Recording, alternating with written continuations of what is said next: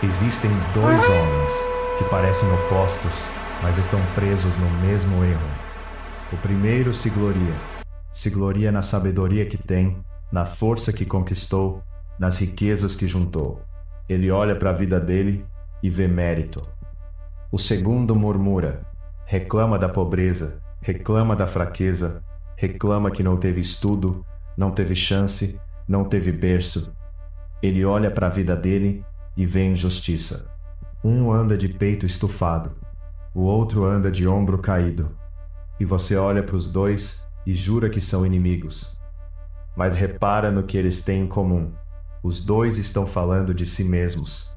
Os dois têm os olhos grudados na própria condição. E nenhum dos dois está falando de Deus. Hoje eu vou te mostrar o versículo que desmonta os dois de uma vez, e o caminho estreito que passa exatamente no meio. Jeremias, capítulo 9, versículo 23. Escuta com atenção, porque Deus vai listar as 3 coisas que o homem mais usa para se medir. Assim diz o Senhor: não se glorie o sábio na sua sabedoria, nem se glorie o forte na sua força, nem se glorie o rico nas suas riquezas. Sabedoria, força, riquezas. Repara que Deus não escolheu 3 defeitos. Ele escolheu 3 coisas boas. Ser sábio é bom. Ser forte é bom. Ter recurso é bom. Deus não está proibindo você de ter. Ele está proibindo você de se gloriar no que tem. Porque no instante em que a sua identidade se muda para dentro daquilo, você já não precisa mais dele.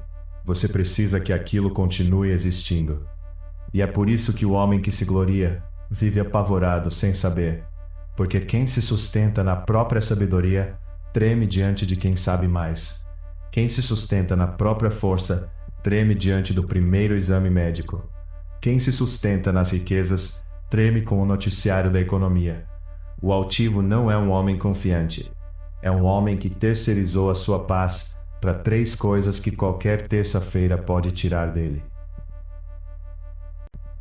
Só que o versículo tem um segundo alcance, e quase ninguém prega esse. Se é errado se gloriar na sabedoria, na força e na riqueza, o que dizer de quem faz da falta delas a própria identidade? Existe gente que não se gloria no que tem, mas se define pelo que não tem. Eu sou burro mesmo. Eu sempre fui fraco. Eu nasci pobre e vou morrer pobre. E aqui eu preciso pisar com muito cuidado, porque eu não estou falando com quem sofre de verdade. Existe dor real. Existe injustiça real. Existe gente que trabalha honestamente e não consegue fechar o mês. E isso não é culpa dessa pessoa. E a Bíblia nunca proibiu o lamento. Metade dos salmos é lamento. Abacuque abriu o livro dele gritando: até quando, Senhor? Jó falou coisas duríssimas e Deus não o repreendeu por isso. Lamento é você levar a sua dor para Deus. Murmúrio é você levar a sua dor para longe de Deus e ficar girando nela. A diferença não é o volume da queixa, é o endereço dela. O lamento termina em oração. O murmúrio termina em identidade. E quando a falta vira identidade, acontece a mesma coisa que acontece com o altivo. Os olhos ficam presos em você. Agora junta os dois na mesma sala. O altivo diz: olha o que eu consegui. O murmurador diz: olha o que eu não consegui. Um está no espelho admirando, o outro está no espelho lamentando. Mas os dois estão no espelho. E esse é o ponto que Jeremias está fazendo. O problema nunca foi o tamanho da conta bancária, nem o tamanho do diploma, nem o tamanho do bíceps. O problema é o tamanho do eu dentro da conversa. Os dois construíram uma teologia a partir da própria experiência. Os dois estão proclamando uma verdade que nasceu do que eles vivem, e não do que Deus prometeu. O altivo acredita que é abençoado porque tem. O murmurador acredita que é esquecido porque não tem. E os dois estão lendo a própria vida como se ela fosse a última palavra sobre o caráter de Deus. Escuta isto, porque é o coração deste vídeo. A tua circunstância não é revelação. Ela é apenas circunstância. Se ela fosse revelação, Paulo seria um homem amaldiçoado. porque ele apanhou, naufragou e foi preso. E José seria um homem rejeitado, porque foi vendido pelos irmãos e esquecido na cadeia. A vida não é o texto, a vida é o contexto. O texto é a promessa, e é aí que Jeremias abre a porta. Porque depois de proibir as três, Deus não deixa o homem sem nada. Versículo 24. Mas o que se gloriar, glorie-se nisto, em me entender e me conhecer, que eu sou o Senhor, que faço beneficência, juízo e justiça na terra. Porque destas coisas me agrado, diz o Senhor. O que se gloriar, glorie-se em me conhecer. Deus não tirou a glória do homem, ele mudou o endereço dela.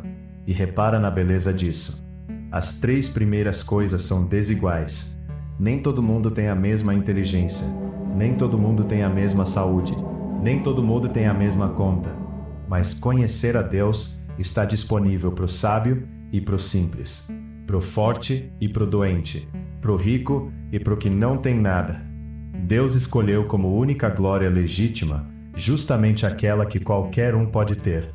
Ele nivelou o chão. E olha o verbo, conhecer. No hebraico, yadá. Não é saber sobre, é conhecer por convivência, por intimidade, por caminhar junto. Você pode saber muito sobre Deus e não conhecer Deus. Dá para decorar a doutrina inteira e nunca ter chorado na presença dele. A pergunta que este versículo faz não é o que você tem, nem o que te falta. É, você o conhece? E é por isso que Jesus chamou de caminho estreito. Não é estreito só porque é difícil. É estreito porque passa no meio. De um lado tem o barranco da altivez. Eu consigo, eu mereço, eu sou. Do outro lado tem o barranco do murmúrio. Eu não consigo, eu não mereço, eu não sou. E os dois barrancos, repara, começam com a mesma palavra, eu. O caminho estreito é o único lugar onde o eu não é o assunto principal. E andar nele não é andar em cima do muro, não é ser morno, não é ficar em cima da cerca sem opinião. É outra coisa, é ter o rosto virado para frente, em vez de virado para dentro. Paulo aprendeu isso e escreveu uma das frases mais equilibradas da Escritura. Sei estar abatido e sei também ter abundância. Em toda maneira e em todas as coisas estou instruído. Repara, ele passou pelos dois lados. Teve fartura e teve fome. E não construiu identidade em nenhum dos dois. O segredo dele veio no versículo seguinte. Posso todas as coisas naquele que me fortalece. Não em mim, naquele. O equilíbrio nunca foi ficar no meio entre ter e não ter. O equilíbrio é ter os olhos em alguém que não muda quando a tua situação muda.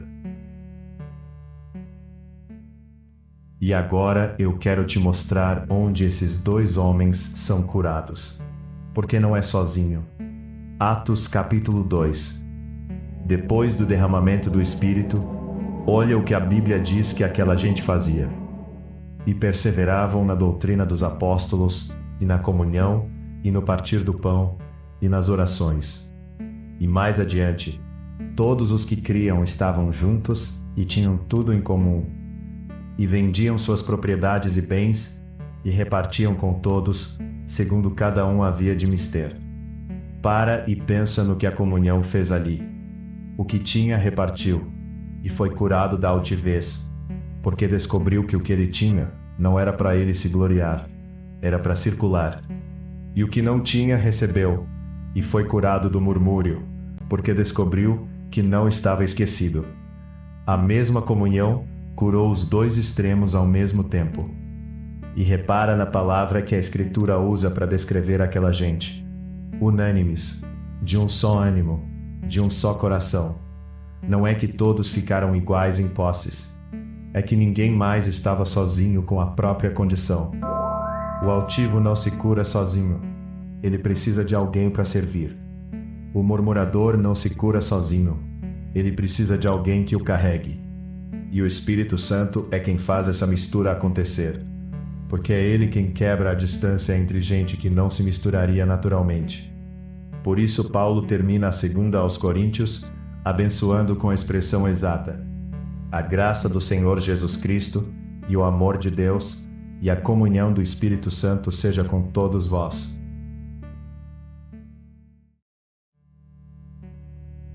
E antes de você sair, deixa eu orar isto sobre você.